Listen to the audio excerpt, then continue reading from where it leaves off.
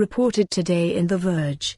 Startup Halo will bring driverless car service to Las Vegas later this year on T-Mobile 5G.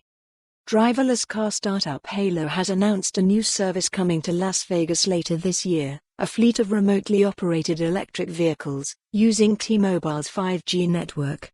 It's potentially a big step toward fulfilling the promise of 5G remote driver tech, with a significant catch: the cars don't operate solely on T-Mobile 5G.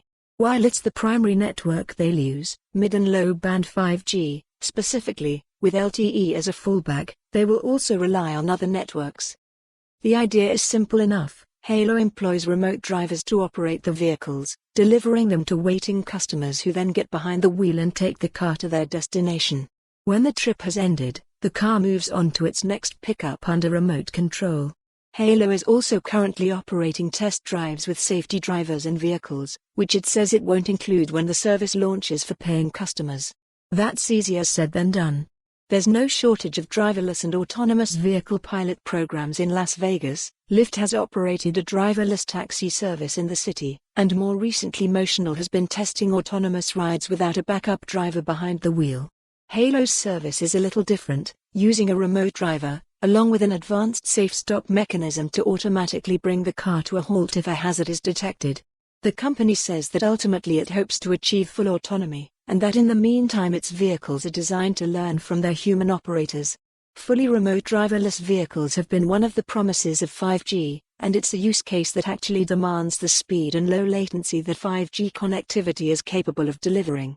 But in the US, at least, our networks just haven't met the bar yet to make it a reality.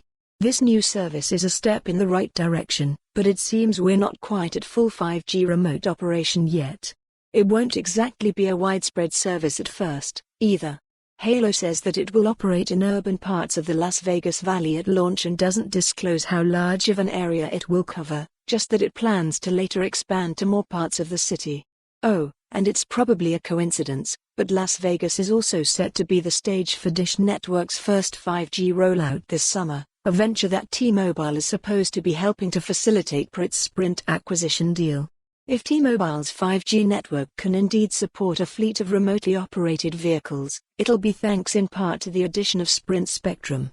Before we get carried away by the possibilities of driverless cars, let's spare a thought for the fourth wireless carrier we're still missing. For more on this story, visit the news article link.